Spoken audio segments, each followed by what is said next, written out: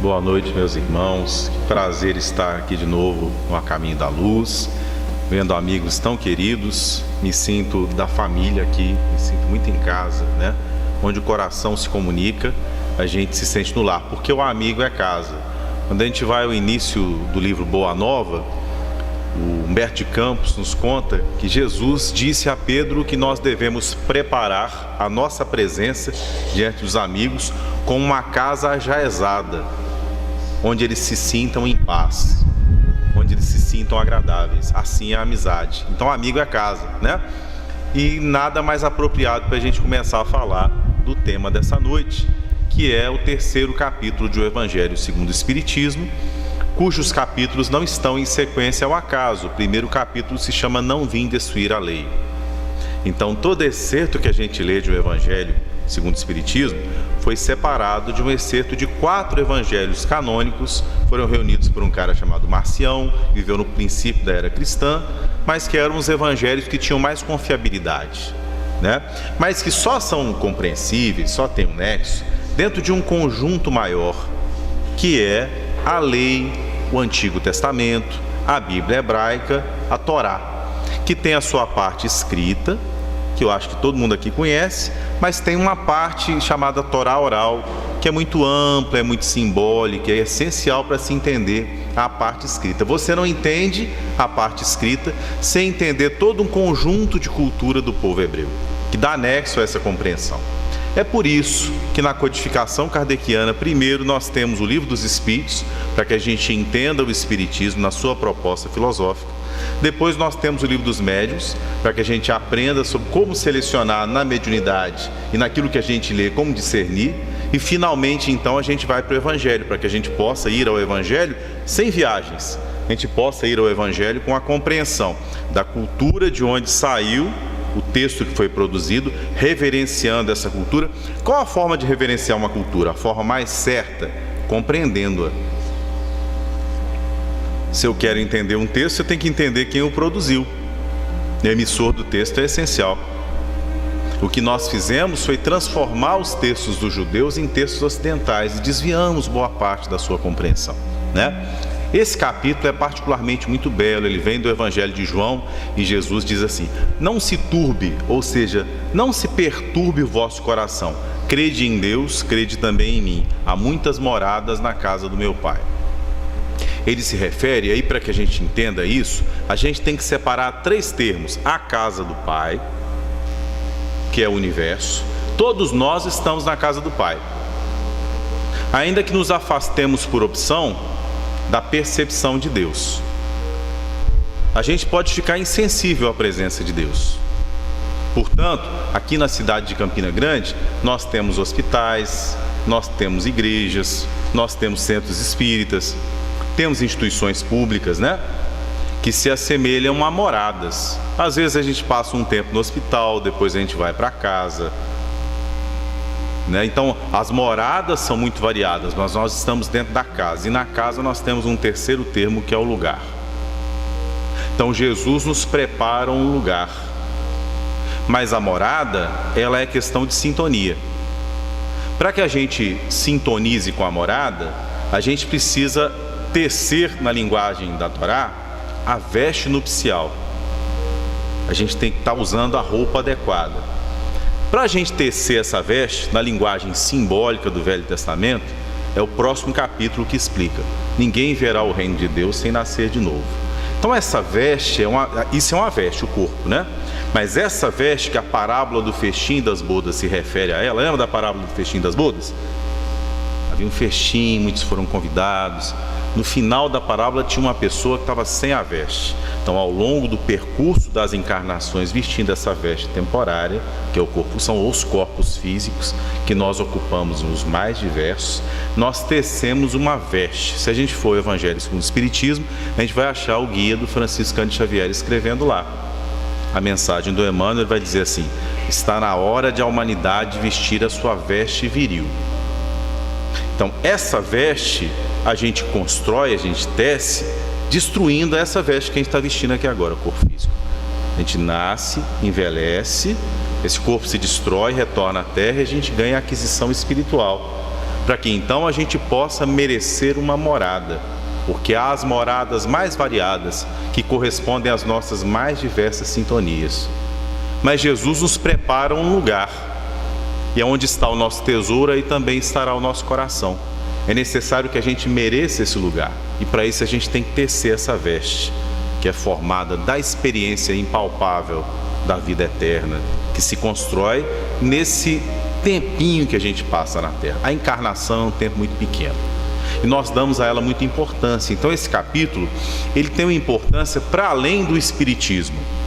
O Espiritismo em si é importante para toda a humanidade, pelo conhecimento que ele traz, ampliando a percepção religiosa. Até o Espiritismo, a grande maioria das religiões humanas eram tribais. Em que sentido? O país e a língua em que o texto é escrito eram importantes. A cosmogonia daquele país era importante. A cultura era importante. E aqui é pleno século XIX, e o capítulo nos convida a olhar para o céu.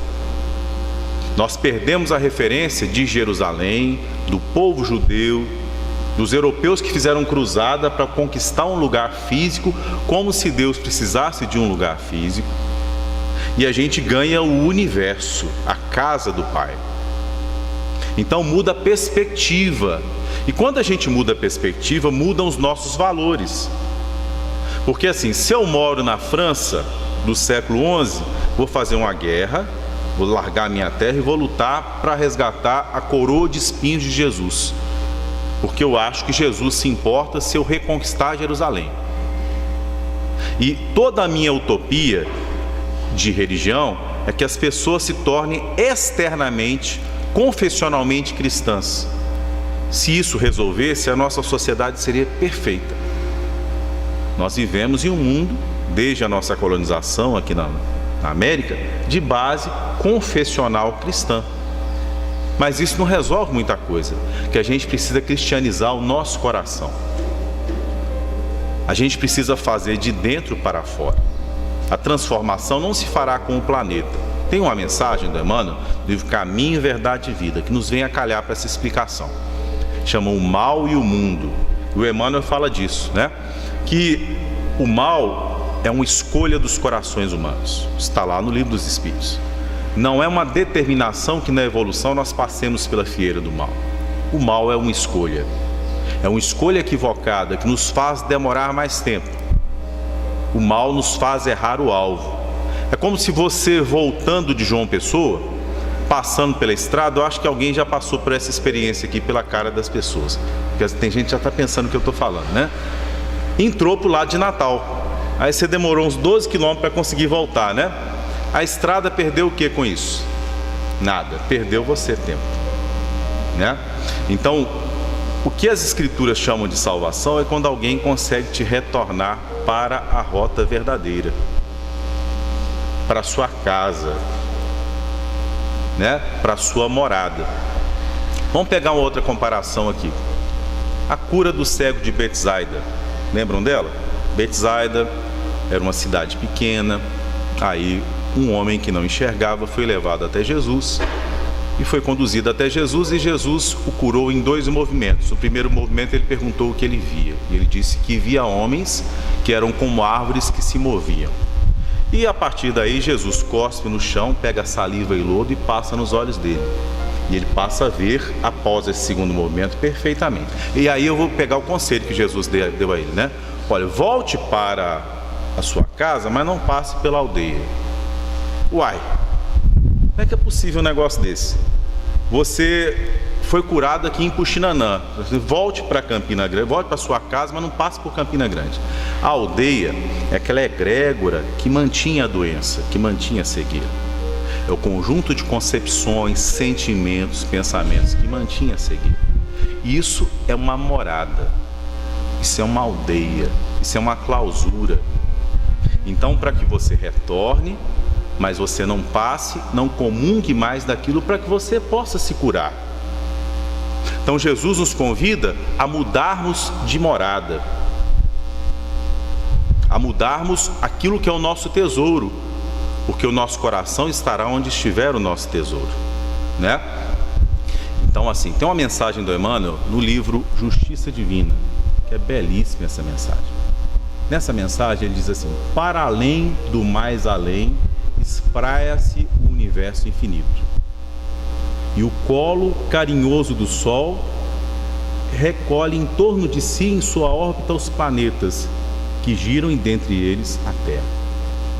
E é possível observar nessa imensidão mundos escola, mundos hospitais, mundos penitenciária, mundos museu, mundos desertos, cada um deles com a função. Então nós temos assim planetas como Marte, que provavelmente no passado já tiveram uma natureza muito semelhante à Terra. E enquanto cumpriam função material semelhante à da Terra, devem ter tido vida similar à da Terra. E hoje tem vida em outros níveis de matéria. Por isso o capítulo se espraia primeiro pelo individual, falando da escala espírita, a partir da sua definição mais simples: espíritos impuros, espíritos bons e espíritos perfeitos. Depois Kardec vai explicando sobre as categorias de mundo. Você tem os mundos primitivos, você tem o mundo de expiação e prova, nós estamos nele, achamos, o nosso, né? Aí você tem o mundo de regeneração, e Kardec vai explicando, né? Você tem os mundos felizes, você tem os mundos divinos. Então ele pega a evolução da alma, nos coloca num padrão universal. Porque é aquela coisa, quanto mais a gente olha para a Terra, mais limitados são os nossos objetivos. Como o Espiritismo nos consola? Você passou pela desencarnação de um ente querido. O Espiritismo te ensina que a morte não existe. Mas o Espiritismo não te dá a ilusão de fazer aquela pessoa voltar a viver fisicamente. Você passa por um processo de doença. O Espiritismo te consola colocando a sua doença numa compreensão mais ampla, que dê nexo àquele processo e te console sem necessariamente, embora possa ocorrer, afastar a doença, mas te dando uma compreensão que te leve a sofrer, você já está sofrendo, sem se revoltar. Porque você entende aquilo num processo, né? Nem tudo que a gente entende é fácil de passar, mas é muito mais fácil compreendendo. Que você enxerga um sentido, né? Enquanto o sentido da vida é começar a viver pela primeira vez, atravessar a experiência de uma encarnação e esperar ou o céu, ou o inferno, ou o purgatório, a vida tem um sentido. Mas quando você se enxerga como espírito imortal, que passou por um processo evolutivo, que passou pelo mineral, começando a desenvolver as energias, passou na sua evolução pelo estágio intermediário, temporal, depois você foi o animal. Em muitos mundos a gente passa por aquele processo da evolução animal. No outro mundo você passa por homem primitivo, você começa a desenvolver os sentimentos. Aí quando a gente sai do estado do animal, que a planta, por exemplo, ela obedece a Deus. Pega a sequência de genoma da planta, pega a sequência, as plantas fazem o que a genética delas ordena. É tanto assim que quando eu estou me sentindo distante de Deus, eu vou mexer em planta. Eu tenho essa relação com a horta e com o jardim. O pessoal lá da Messiânica, eu cresci entre japoneses. E aí eles fazem isso, eles fazem origami, um papel, que o papel ele mexe com celulose, com planta, né? Eles fazem ikebana. Os samurais antigos faziam ikebana, né? Para ter contato com a água, com a terra, porque ali você está... Agora, quando você chega ao gênero homem, nominal, você passa a escolher, e aí que é o problema. Que às vezes a gente escolhe errado, que a gente é levado pelo egoísmo. Quando a gente escolhe errado, a gente não saiu da casa do Pai. A gente errou a estrada. O termo hebraico para pecado é errar o alvo. A gente errou o alvo. Então a gente tem que retomar o caminho. Lá no livro 4 de Livro dos Espíritos está escrito assim, é o apóstolo Paulo que diz, é uma mensagem belíssima: gravitar para a unidade divina e o fim da humanidade. Então nós precisamos gravitar para nos unirmos a Deus. Quando a gente... Tem uma música bonita do Gladson Laje que fala disso, chama Luzes da Luz, não sei se alguém conhece aqui. Nós saímos da grande luz, nós fazemos uma grande viagem pelos mais variados gêneros evolutivos. num processo que só vai para frente, só cresce, espiralando evolução, né? Aí nós alcançamos a escolha. E aí, escolhendo, buscando, com a autoevolução consciente, nós retomamos para a luz. Nós ansiamos a luz. Porque antes a luz nos direcionava. A criança pequena, você tem que ensinar tudo. Você tem que dar mamadeira, você tem que limpar. Mas quando ela alcança a liberdade, ela pode errar, ela pode cair. Mas tem um momento que ela se torna adulta, então ela pode escolher. Então, escolhendo, ela faz a evolução consciente. Ela se situa no universo. Então, a mensagem do Emmanuel, no livro Justiça Divina, continua assim: alma que sofres e evoluis na Terra, mais do que todas as estruturas gigantescas do universo, você tem consciência. Ou seja, Sírius, Andrômeda, as galáxias, o buraco negro, não tem consciência de si. Você tem. Eles são muito maiores, fisicamente. Espiritualmente, há formas espirituais inimagináveis. Certa vez, Chico Xavier foi levado por Emmanuel. Estava tomando um cafezinho, aí desdobrou, subiu. Tem uma coisa interessante. Enquanto a gente está nas dimensões da Terra, a gente tem comprimento, largura, altura, né? A quarta dimensão, mundo espiritual. Você já perde essas referências. Imagine você ir para o espaço. Acho que o Chico ficou morrendo de saudade do cafezinho, da casa dele, da sala, né? Você vai perdendo as referências, né? Então, evoluir, tudo isso que a gente tem aqui na Terra, o seu nome, a sua cultura, sua família, são estágios para um ser que você é, que vai atravessar isso tudo, que é muito mais importante. Portanto, não se preocupe, você não morre. Você nunca vai morrer. Ainda que caia uma bomba de hidrogênio aqui, você não morre. Nós temos responsabilidade sobre o dom divino gratuito que recebemos, que é a vida eterna. Você pode morrer em vida, viver em ilusão, viver com os olhos fechados. Então é importante viver com consciência. Essa consciência leva ao quê? Compreender o que é importante. Qual a origem do valor? A origem do valor é o sentimento que te permite colocar no lugar certo o que é do lugar certo. Qual a origem do espírito? O mundo espiritual. Então a gente não pode passar pela Terra priorizando as coisas da Terra. Agora, a gente não pode abandonar as coisas da Terra. Está lá no livro dos Espíritos a lei de conservação. Então, assim, a lei de conservação te leva a organizar o dinheiro, a cuidar da sua saúde. Você tem que cuidar do mundo material, né? Por isso tem aquela mensagem do Emmanuel, capítulo 30, né? Caminho, verdade e vida, o mal e o mundo. Ele fala dessa responsabilidade. Ele fala uma coisa bonita lá, embora ele discuta outro capítulo, ele fala assim: tem doenças na Terra que são consideradas incuráveis. Eu posso mudar de casa, eu levo a doença. Eu posso mudar de país, eu levo a doença, porque a doença está em mim. Então o planeta não tem que se transformar externamente. Não são as revoluções geológicas do planeta que o transformarão. O nosso coração é que vai transformar a Terra.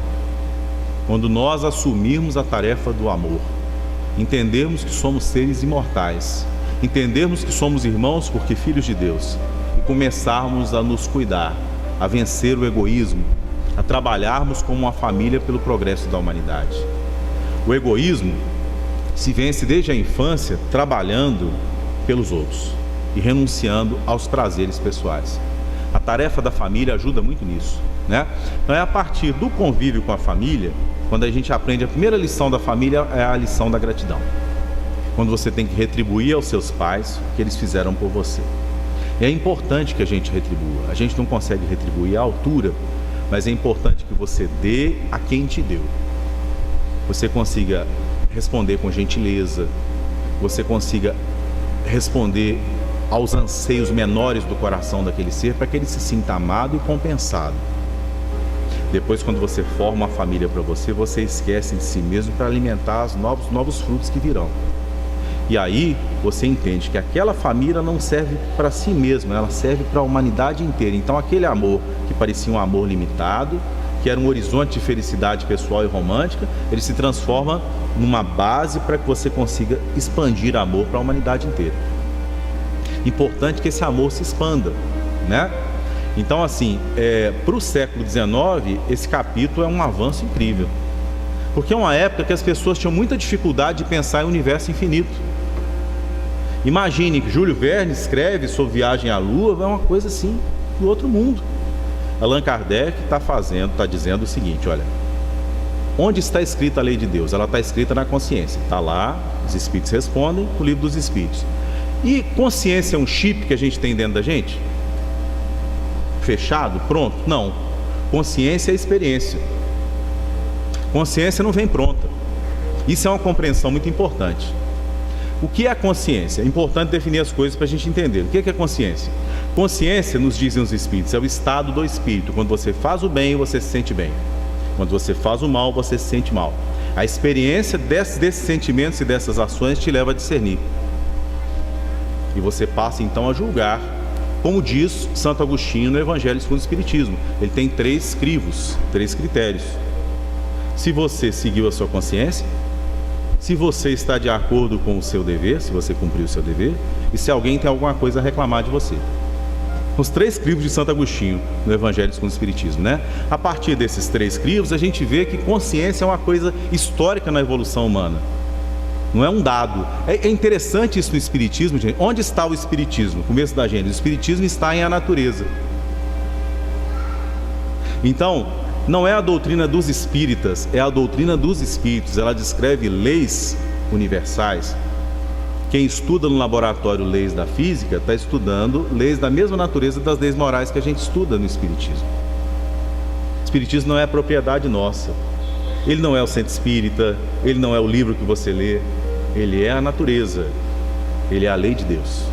Aqui em Andrômeda, em Sírios, no Japão, na Alemanha, de forma que você pode abraçar alguém que venha de outro planeta e dizer que é seu irmão. E lá funciona a mesma lei moral. E lá Deus impera. Então essa unidade da lei de Deus nos dá muita tranquilidade. Por isso não há afirmação mais consoladora do que essa afirmação de Jesus. Não se perturbe o vosso coração. Há muitas moradas na casa de meu pai. Ele diz assim, e eu vou preparar um lugar.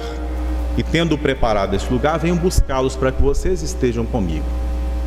É uma fala que reflete profundo amor, uma ansiedade para que a gente abandone a ilusão e alcance uma compreensão. É alguém que vem num lago pequeno, numa terra dominada pelos romanos, que havia recebido uma mensagem espiritual sublime, falar de coisas siderais para gente que mal compreendia o mundo em que vivia. Então ele fala por metáforas, fazendo aquelas pessoas entenderem que aquela vida de sofrimento, de submissão, desenvolvia nelas uma abnegação e uma compreensão que se espraiaria pela eternidade. Então, assim, a compreensão que Jesus trazia para aqueles homens que o ouviam, permitia que alguém fosse durante a vida inteira escravo dos romanos, sabendo que trabalhava para Deus. É por isso que eu me lembro, professor, geralmente quando começa a trabalhar em escola, se sente muito explorado, né? Porque assim, eu trabalhava 3 horários, teve um tempo no comecinho, assim, entre mestrado e doutorado, cheguei a dar 70 horas de aula. E no fim de semana você ainda ia para a escola fazer coisa, né? E eu li um trecho do Paulo Estevão, em que o Estevão, sentado nas galés, ele compreendeu que não trabalhava para os romanos, mas ele trabalhava para Deus. E eu entendi que não existe trabalho na terra para alguém. A gente trabalha para aprimorar a alma. Porque emprego é uma coisa, trabalho é outra. Ocupar o tempo é trabalho. Ocupar o tempo é servir. Então, se você trabalha nessa lógica, você terá sempre o indispensável, porque o universo te responde. Tem gente que quer, assim, eu não vou trabalhar nas horas vagas porque rende muito pouco dinheiro. Você não deve trabalhar por dinheiro. Deve trabalhar para produzir valor. Tudo isso você entende quando coloca as coisas da terra numa lógica de imortalidade, de grandiosidade, e perde essa lógica tribal. O egoísmo também desaparece, porque todas as prioridades humanas ligadas a país, a família, a uma moral limitada pelos costumes do tempo desaparecem. E a gente começa a separar o sentimento real da condição histórica, cultural das pessoas. É isso que esse capítulo vem trazer, né? Vem inserir, inclusive, a compreensão de Deus numa compreensão de universo, que havia um descasamento. entre você acreditar em Deus e você compreender que o universo era infinito. No final do século XIX, o Papa Pio IX, o Concílio Vaticano I, havia rompido com a ciência. Havia uma crise de vocações no sacerdócio, uma crise. A grande maioria dos cientistas europeus se declaravam ateus. Então uma luz se acendeu na França. Era possível entender um Deus que fosse conciliável com a ideia de ciência, com a ideia de infinitude do universo, que trazia perspectiva de universalidade para a religião e para os corações humanos, né? Então é interessante pensar a evolução em termos de universo, e aí a gente entende a importância de ensinar astronomia para os nossos filhos, né? Quanto mais você ensina sobre o universo infinito, sobre prioridades de outros povos, sobre a existência de outras pessoas, mais você contribui para que o egoísmo diminua. O Espiritismo é uma doutrina inseparável da compreensão da ciência, de universalidade e de amplitude do universo.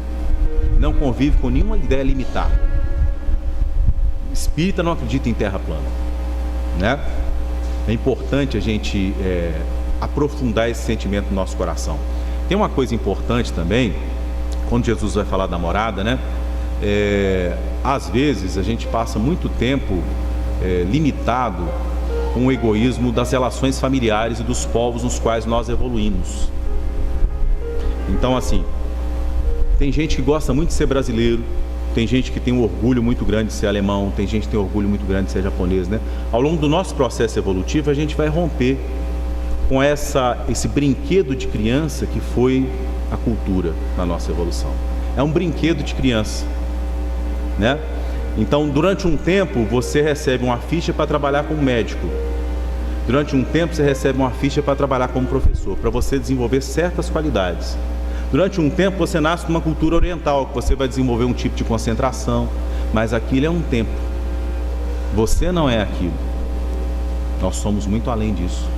Então é importante que a gente rompa com a ideia de superioridade da nossa cultura sobre as demais culturas, para que a gente possa enxergá-las com amor, né?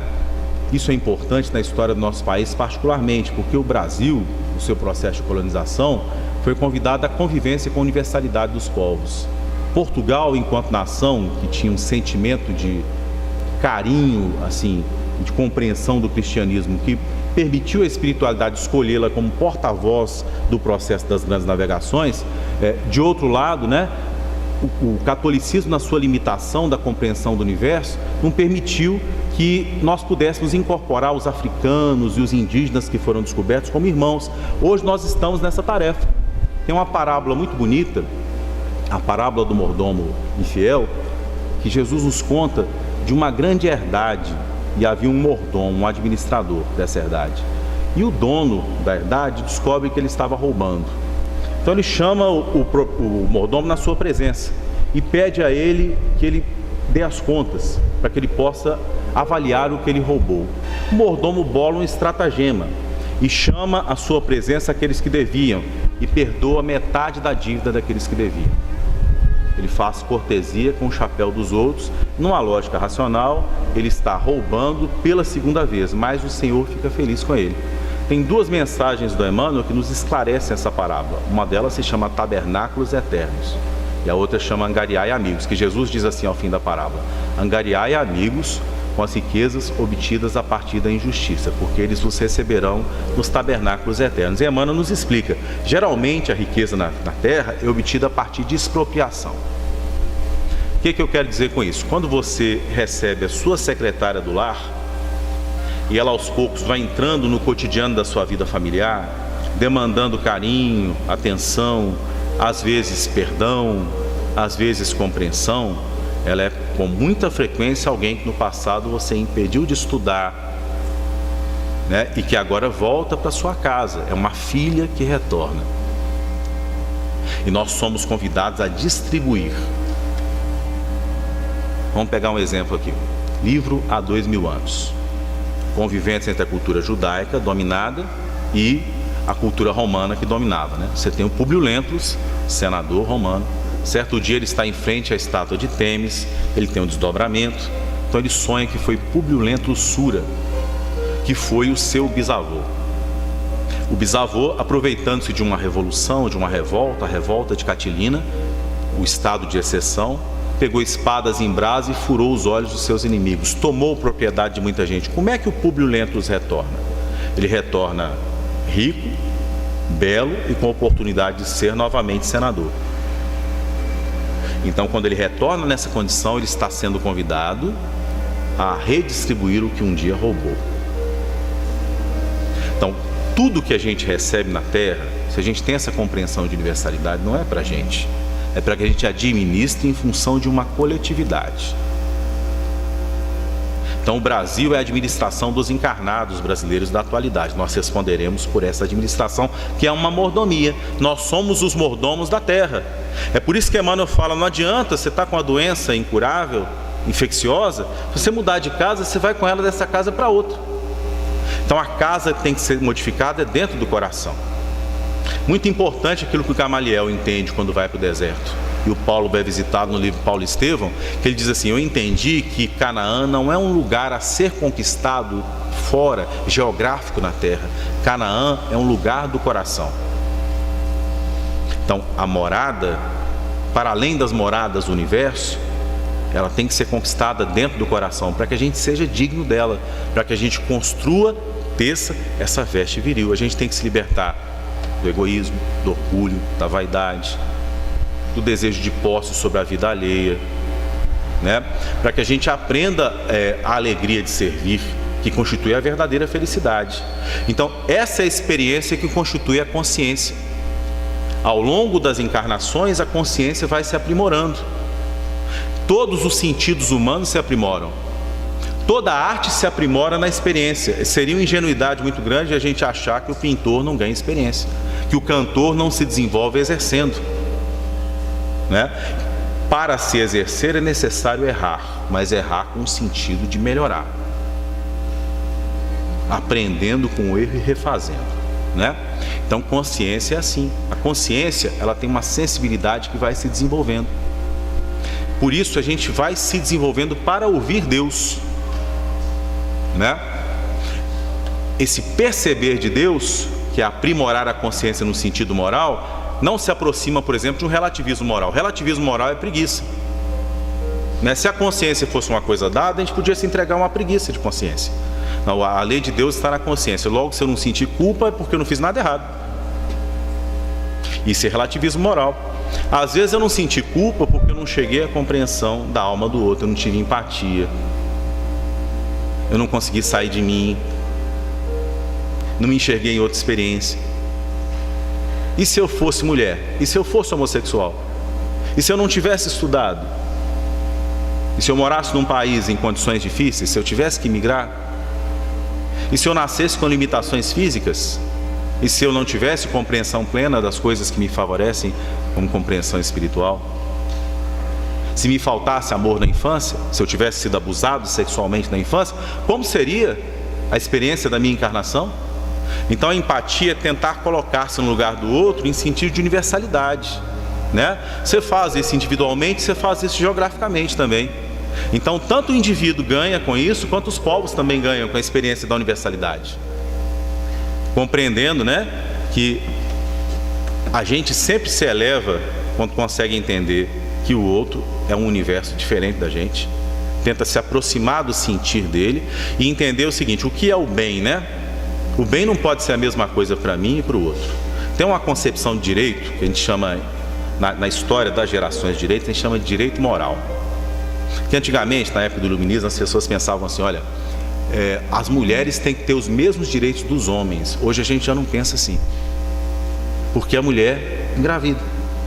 A experiência limitada de uma encarnação de nascer num corpo feminino, que hoje você nasceu no corpo de homem, você pode nascer no corpo de mulher. Isso é determinação evolutiva. A gente experiencia sequências de encarnações nas mais variadas condições. Já começa por aí, né? Mas assim, o direito tem que ser adequado à particularidade de quem o demanda. Da mesma forma, né? O bem não é uma coisa dada. Assim como a consciência é algo que se constrói, que se aprimora para que você consiga entender Deus. É por isso que os espíritos dizem assim, há coisas que você faz na terra e você acha que não tem importância. No mundo espiritual, quando você desperta, você cai em si, você descobre que eram erros grandes. E há erros que você vê a pessoa cometer na televisão, foi preso e tudo mais, mas como você não vê o que se passa no coração da pessoa, a espiritualidade tem uma compreensão daquilo. Por exemplo, você pega Humberto de Campos, Lázaro Redivivo, tem um trecho interessante que ele está andando pelo mundo espiritual, ele vai a um vale de profundo sofrimento. Então ele vai perguntando, quem está aqui? É Gengis Khan? Ele vai citando os grandes conquistadores da terra. Não, o Gengis Khan não entendia nada de espiritualidade superior. Assim que ele entendeu, ele se transformou completamente. Estariam aqui os imperadores romanos? Não, os imperadores romanos eram materialistas, não compreendiam nada. Estão aqui aquelas pessoas que, tendo opção de fazer o bem e tendo compreensão, a desprezaram. Então você vê que a consciência, ela traz, à medida que ela se aprimora, ela traz para a gente responsabilidade, Então por isso, todo ganho de consciência implica escolhas. E essas escolhas passam a ser escolhas mais discernidas. Por isso a gente tem a obrigação, gente, de escolher certo. A gente não pode ter preguiça de escolher. A gente não pode ter preguiça de discernir os sentimentos, A gente não está mais numa zona cômoda quando você entra em contato com a diferença e sabe que o outro demanda situações diversas e não pode mais julgar. Já passou essa fase. A gente tem que buscar o sentimento de empatia. Estão vendo a importância desse capítulo, Ele amplia a concepção e a visão que a gente tem de religião, do mundo, das pessoas, da vida. É essencial que a gente tenha uma noção para onde a gente vai e de onde a gente vem, O Espiritismo responde isso muito bem. Certamente um aluno espírita, ao chegar na escola, não entra em parafuso, Que você tem Alfred Russel Wallace, que foi um grande cientista do final do século XIX, ele concebeu uma teoria de evolução contemporânea à teoria do Charles Darwin.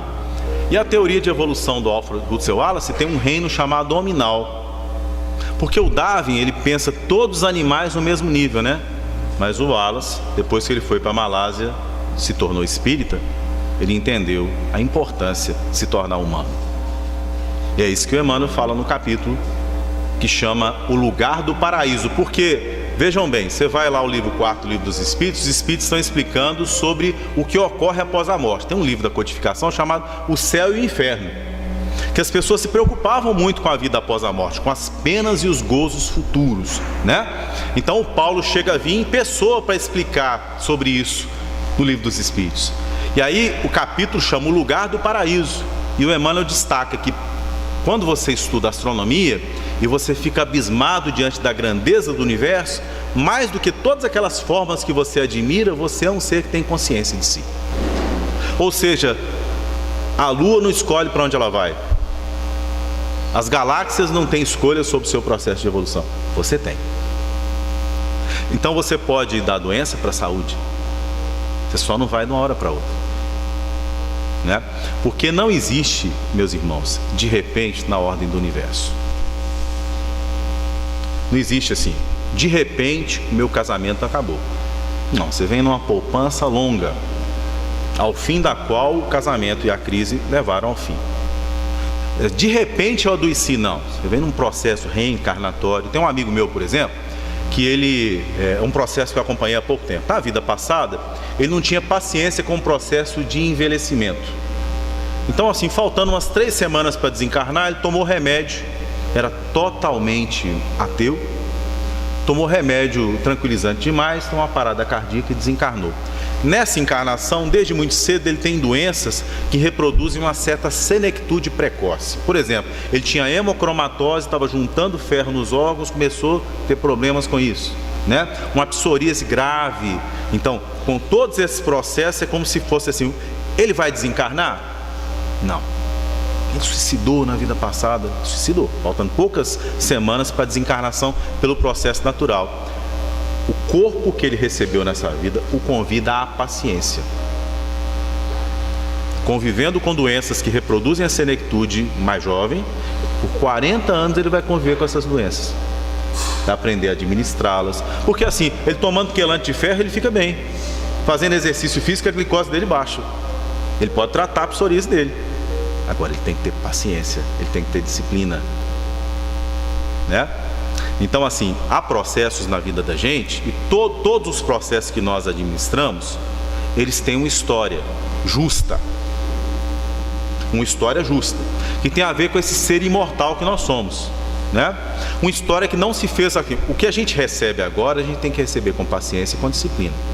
Por exemplo, se você é diabético, já viram como é que a pele do diabético é boa? Tem um processo de envelhecimento chamado glicação. Então quem come açúcar envelhece mais. Quem é diabético fica feliz, está envelhecendo menos. Comece a ver as coisas sob o ponto de vista positivo, porque o corpo é uma veste que a gente vai tirar, a gente é para o universo. Então a gente não pode ter a experiência da limitação da vida como um horizonte de fim de mundo. A gente tem que entender que essas coisas produzem virtudes dentro de nós, virtudes de paciência, virtude de saber esperar. A mãe difícil é um negócio complicado, né? Porque assim, tem mãe que quer mandar muito no filho, o filho tem que ser dócil à mãe. Mas tem mãe que o amor é possessivo. Às vezes são pessoas que nós abandonamos no passado. Isso era um marido que abandonou. Então quando ela olha para você, ela quer controlar tudo. Você vai ao banheiro, ela vai atrás, é com quem que você vai casar, é que profissão que você vai escolher. E assim, todo mundo que faz isso, você lembra daquela música do Gilberto Gil: não grude não, né? A pessoa... E aí o desafio é amar e entender a forma de amar o outro. Que enquanto você brigar com isso, você vai ter alergia, problema de pele. Mas quando você entende que você é um ser imortal, que você é do universo, mas por um tempo você está sendo convidado a ter paciência com seu filho, com a sua irmã, com a sua mãe, com o seu pai, com a sua doença, com a sua dificuldade financeira, né? Que a gente não pode viver assim, totalmente no mundo espiritual. Logo, então, vou ter uma paciência que seja uma resignação de braços cruzados. Nem a gente pode viver totalmente só no mundo material. A lei de conservação exige que a gente trabalhe. Se você está ganhando pouco, trabalhe mais, estude mais, faça um concurso melhor. Isso é lei de conservação. A gente não pode se acomodar. E desenvolver-se materialmente é uma forma de desenvolvimento. Só não pode ser o fim da vida, né? O que a gente faz, a gente carrega nas coisas, né? A preguiça é ruim em tudo. Quando eu faço essa palestra, tem gente que não gosta muito. Não, Otávio, eu pensava que a consciência era um negócio dado. Agora eu descobri que a consciência é algo que eu desenvolvo, né? Desenvolve. Eu posso estar fazendo muita coisa errada sem saber que estou fazendo. Eu posso estar sendo insensível com muita gente sem saber, porque eu não consigo me colocar no lugar do outro, né? Essa semana eu atendi uma moça no atendimento fraterno que tinha ódio da mãe, porque a mãe chamava o namorado dela, ela fazia xixi na cama até tarde, por uns traumas que teve na infância, e mostrava o colchão em que ela fazia xixi, a mancha, e aquilo produzia profunda humilhação e revolta, né? E com isso ela chegou a concretizar um câncer no corpo físico. E foi o processo de perdoar a mãe, foi um processo longo. E olhe bem como isso é um exemplo bom. Ela trabalhou o perdão com a mãe, isso levou ao psicólogo, ela voltou à infância, trabalhou a relação, ela veio ao centro espírita, ela tomou passe, ela tomou água fluida, mas ela fez quimioterapia, mas ela operou. Então todo esse processo, assim, a doença se manifestou no corpo físico, né? Então é necessário cuidar da manifestação e eliminar a origem. A gente pode até, para terminar agora a reflexão, para falar de paciência, porque esse capítulo só me lembra de paciência. É o efeito que ele produz dentro de mim, quando eu lembro há muitas moradas na casa do meu pai, né? Às vezes nós olhamos para o céu e nós vemos estrelas que não existem mais. Vocês sabiam disso? Porque como a luz, ela caminha para nós na velocidade dela, às vezes está tão distante que mesmo os astrônomos só chegam a saber bem tempo depois que aquela estrela explodiu, né? Você tem um estado de supernova, estrelas, porque tudo material nasce, tem um ciclo e morre. Tudo que está aqui é para servir ao espírito imortal. Então esse corpo aqui vai morrer, essa casa aqui um dia vai cair, né? A sua consciência não morre jamais. Você atravessará. Agora não se apega a nada que se segura, porque as pessoas são de Deus, as coisas são de Deus, as oportunidades são de Deus, né?